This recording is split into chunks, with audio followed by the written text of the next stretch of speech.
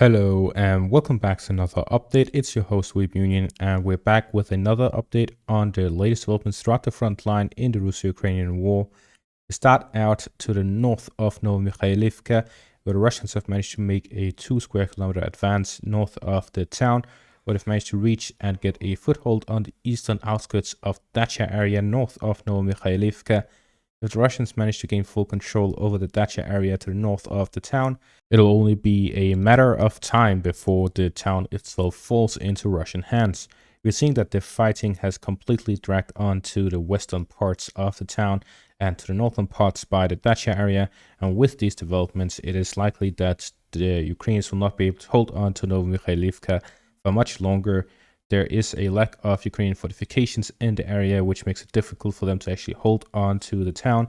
And now that they've reached the western parts of it, they also have a difficulty staying within it in large numbers, as they have a little territory that they're holding on to, and it is difficult for them to resupply, as we see with this strike here. That is a Russian FAB strike on the road between Novomikhailivka and Konstantinivka, as the Russians are heavily bombarding that to prevent any Ukrainians from moving through and resupplying Novomikhailivka.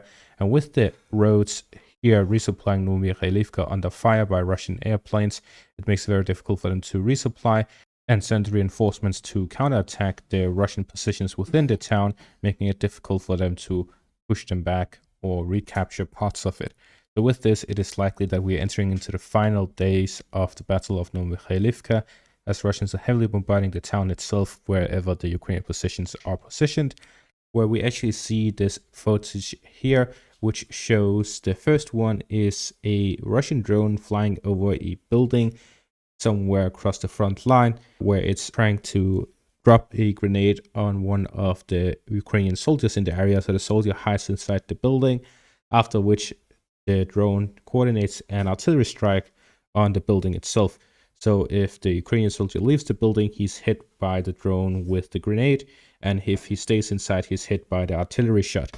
So this is a strategy that is likely already being used by both sides, but it is one that definitely puts the coordination between drones and artillery to full use. Talking about FPV drones, we see this video here which shows a Russian soldier that detected one of these FPV drones by the Ukrainians. He shoots some sort of gun, it's either a shotgun or some sort of rifle, at the FPV drone, after which the drone is destroyed by the shooting. So while these FPV drones are extremely powerful and extremely useful, it's not all powerful. The Russian soldiers can still shoot them, and the Ukrainians likewise.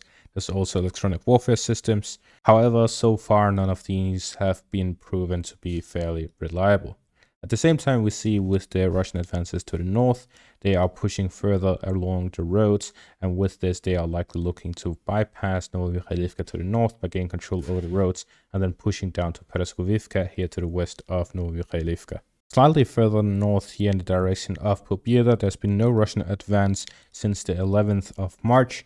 However, we do see some positional fighting taking place here to the north. The Ukrainians have positions by the fortifications to the north of Pobjeda, which the Russians are doing some positional fighting, trying to hit the Ukrainian positions, and the Ukrainians are trying to launch counterattacks to push the Russians out of Pobjeda, out of the heights in the area, and weaken the positions here.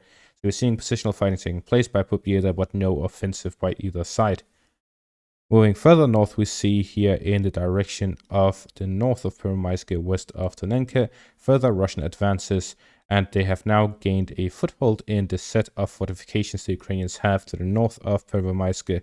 They've also advanced further towards the Ukrainian fortifications by Umanske, and with this, the Russian offensive west of Avdiivka develops further in a northwestern direction. To the south of that, we see to the north of Pervomaiskoe some positional fighting where a Ukrainian infantry fighting vehicle was shot while rotating from these armored and fortified positions and down towards Pervomaiskoe. It seems that the Ukrainians are attempting to reinforce the area after the recent Russian breakthrough within the town, but they are getting hit in the process. They're getting hit on the way there. It is easy for the Russians and the Ukrainians to detect the movement of the other side's reinforcements and supplies due to the spring season still being fairly muddy.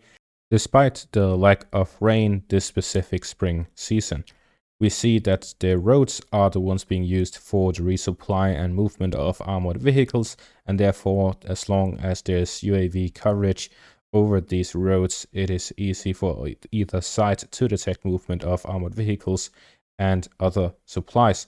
So with that, we see that there's a lot of hits on moving targets while they try to reposition themselves to hold or attack different positions across the front. To the northwest of Orlivka, there's been a small advance by the Russians, and they're now face to face against the Ukrainian fortifications in the southern parts of Semenivka. The battle of these fortifications has started, as well as the foothold south of Semenivka. If the Russians manage to succeed with that, they'll be able to contest the supply line here to the west of Semenivka, significantly weakening the Ukrainian positions by Berdishi and Semenivka. The Russians are now having a foothold in the southern parts of Semenivka and control over half of Berdishi, which means that the Ukrainian positions here on the second line of defense are numbered.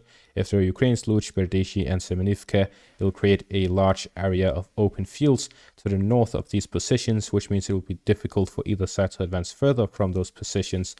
After which we'll see some positional fighting like west of Tonenke, where the Russians are inching forwards through the fields.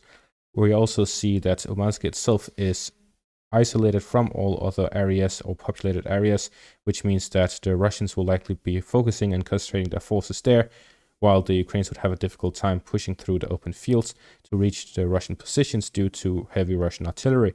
And with that, we see that the positional fighting will continue in the direction of Berdishi and Semenivka, where the Russians will look to gain control over both of these villages before it moves on to the direction of Umansky, Yasnobrodivka, and Nitailova here to the west of Avdiivka. The month of March following the month of February have been 2 months with significant Russian advances west of Avdiivka in the direction of Novomikhailivka, Krasnodarivka, west of Marinka, and in the Pervomaisk-Nevelsky area. With the Russian capture of multiple villages and continuously pushing across the front, despite the Ukrainian efforts and reinforcements to hold the lines, we see that the fighting is not slowing down at all. Instead, we'll likely see an intensification of the fighting across the front line.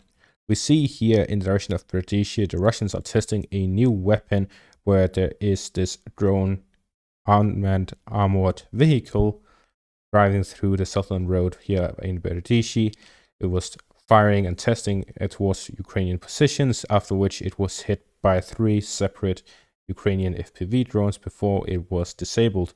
And with this, we may be seeing a new era of technology in the wars where AI is helping guide these robots to detect targets and enable them to operate armored vehicles from afar. This is a significant development in the state of war, as we may see fighting go further away from human casualties and more to these developed weapons. Meanwhile, the Russian missile campaign continues across all of Ukraine. We also see today or tonight that Odessa was left in the dark after further hits on further energy plants. And with this, we see increasing amounts of strikes on Ukrainian significant infrastructure that are boosting the Ukrainian military industry, and continuous strikes on these positions could completely halt the Ukrainian production of drones, for example. We are seeing the continuous strikes on these Ukrainian positions as well as their air defense, which, if that was destroyed, could leave the Russians with complete air supremacy, allowing them to launch an offensive with close air support. So there are massive changes happening right now to the front, where the Russians are hitting the back heavily with these missile strikes and drone swarms, where up to 40 or 50 drones launch every night, followed by these missile strikes, at the same time as the fighting happens across the front with heavy bombardment by Russian artillery across the front, where Western estimates estimate that Russia is producing 3 million shells a year, while they also estimate that they will be importing 1 million shells from North Korea a year, which adds up to 4 million, while Ukraine is struggling to receive 1 million combined from all of its Western partners. So we're seeing that the Russian artillery advantage and missile advantage and all of these material advantages are going to continue even if the West provides all the aid that they've been doing so far.